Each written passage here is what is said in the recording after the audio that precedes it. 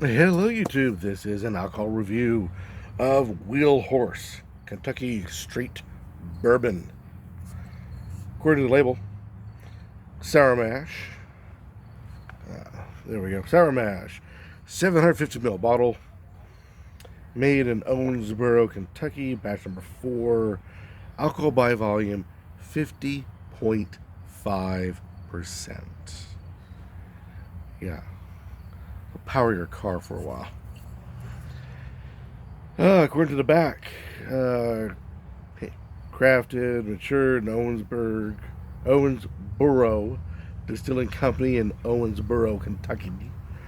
10th oldest permitted distillery in the state. Continues his legacy. Master distiller Jacob Call. Mash bills: 80% corn, 21% rye, 9% malted barley.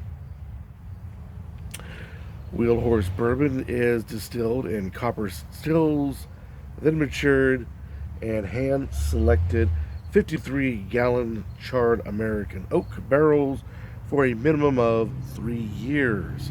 So she's young. Like all of our whiskeys, Wheelhouse Bourbon is bottled without chill filtration. Okay, boiled down, just in case, you're like me in the back row who, only pay attention half the time. Uh, we'll start off with the beginning here. We'll start off in the beginning at the beginning. Original sour mash. Sour mash simply means that when they went through a batch of making the bourbon from beginning steps to the end steps, what you have to do is take your bits and components and ferment them. Then the fermentation goes into distillation. So once you get the end of your fermentation part, stage, you then take a good, well, a chunk of it, let's just say a small piece, and you save that off to the side. Continue along with the rest of your steps, make your bourbon, and everything's all great. Now, when you go for your next batch of bourbon, you start off just like normal, but you take what you save from the last bit and you pour it into the new batch. That helps kickstart in the new batch. It's a way of trying to take one flavor and blend it into the next so that you get a much more even. So the last batch is much more like the first batch. It's a great way to kickstart because you already got active yeast in one going into the other, which may not be considered active just yet, at least not at the appropriate levels, so forth and so on. And by doing this, taking the old batch and putting in with the new batch, you're souring the new batch. Thus, sour mash, sour batch, is what you got here. This is bits and pieces of last batch all in it.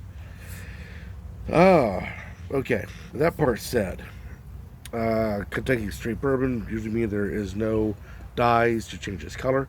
If I remember that right, there are rules all over the place. I lose track. It's easy for me to lose track.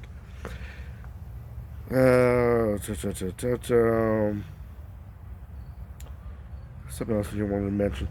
Charred American oak barrels.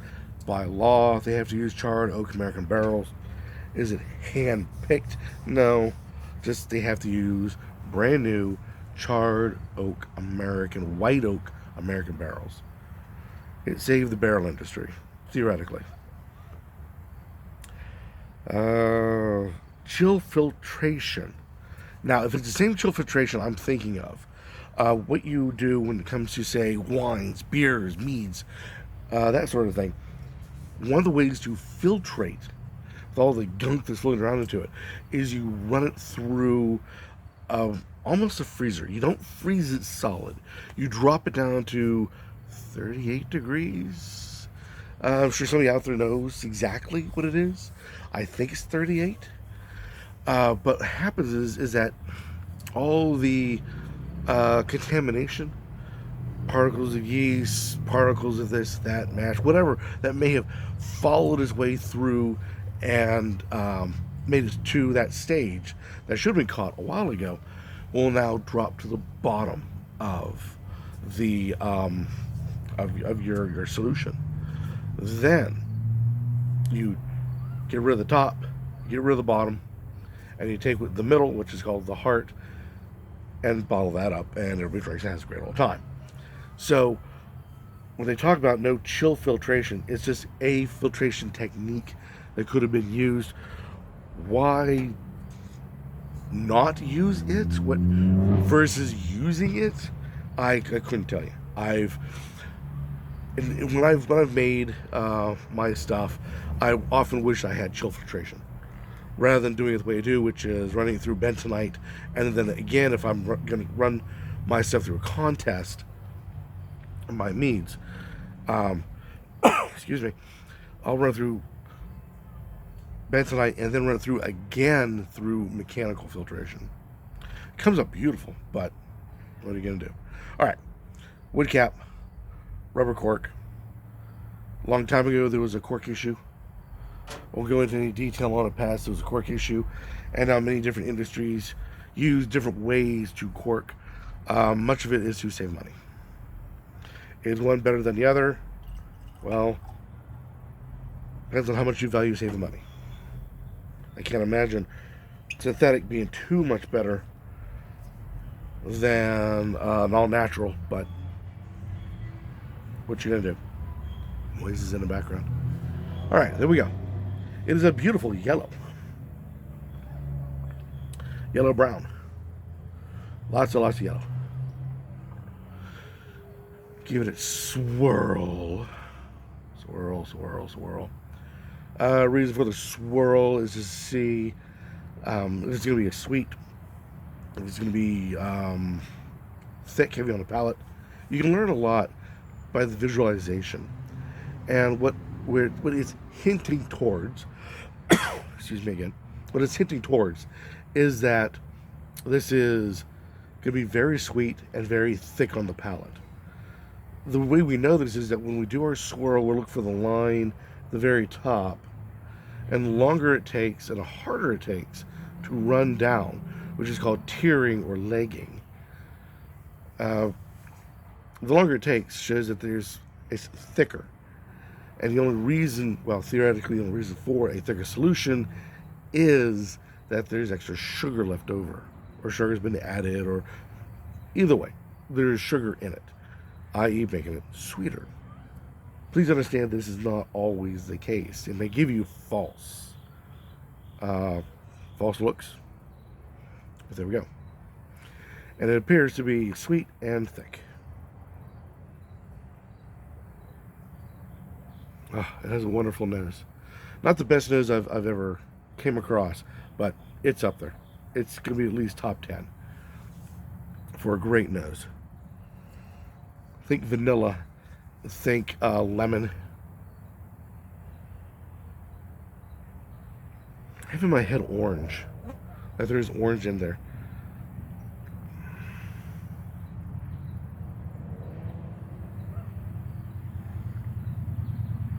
But absolutely wonderful.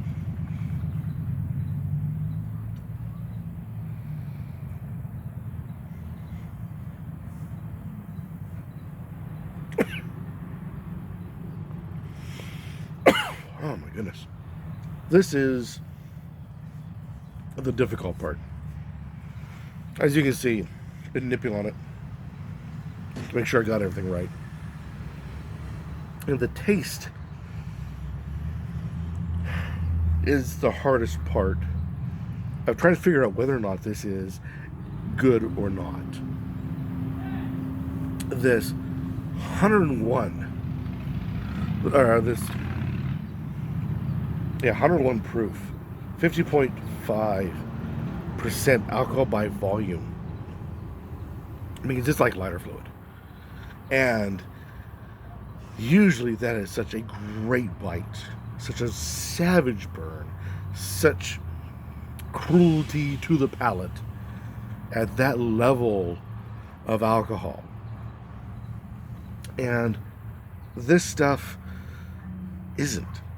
There is a slight burn, an annoying, long-lasting bite on the tongue itself, but nothing too outlandish or anything to really put you off. I had the missus try it. She loved it. I rarely hear her say anything good about any bourbon, no matter what it is. Even the ones I love. She's very picky on it. She likes this and says that it doesn't really burn or bite her. So, and I have to agree with it. But there is a bitterness. And if you've ever listened to my videos in the past, I've talked about a burnt tire flavor. And that is from the ethanol. Well, 50.5% alcohol by volume. Geez, 101 proof. I mean, come on. It's got that burn, or that bitter. The worst part isn't so much that it has it, it's the fact that it lasts such a long time on the palate. There's a thing called hang time, and that is when you first taste it on your tongue to when it finally goes away, the last bits, last traces of flavor leave the palate. It starts off with this beautiful vanilla fruit flavors you just can't quite get enough of, with the hints of smokiness like any good bourbon should have. And then as it fades off your tongue, you get this burnt tire, and it just lasts and lasts and lasts until you're like, I gotta get something else.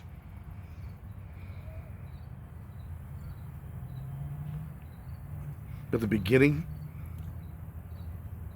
of it, it's, like I said, if you like vanilla, you'll love this. The fruit notes take second base or second fiddle perfectly, but man, it just stays. That ethanol just stays. I guess if you put this into a cocktail, you might be able to get around that. Now I tried this with ice. Ice has a nasty habit of taking bourbons and other drinks and just mudding them together. But the cold knocks off the edges, and it really did tame this, but it made it difficult to taste the separate layers, separate flavors. So there was a price to pay by putting ice in it. It wasn't bad enough to say don't have it on ice. It is very much so dealable, and may be the preferred way, depending on your palate, to have ice with this Wheel Horse bourbon. Because without it, it's, like I said, the front half's great, but when you get to the back of it, it starts crumbling pretty fast. Try it. See what you think. Oh, I forget. I usually try to pick a good time of year or what to have this with. This is definitely not a cocktail whiskey, even though I mentioned about trying to knock off the edges with, say, a cocktail. I believe it's best as a sipper, and whether you have it on ice or not is up to you. But this is definitely an evening sipper, because of the time. It does have the body to go through winter. It's got too long of a hang time to be in summer. So I would pitch this for spring or fall. Give it a try. See what you think. This is Wheel Horse Kentucky Straight Bourbon. Any comments about this? Down below, be warned we accept it, as always. Or better yet, go out, buy it, try it yourself. And review it on YouTube. Let the rest of us in the YouTube Spirits community know your thoughts about Wheel Horse Kentucky Straight Bourbon. And until next time, keep on drinking.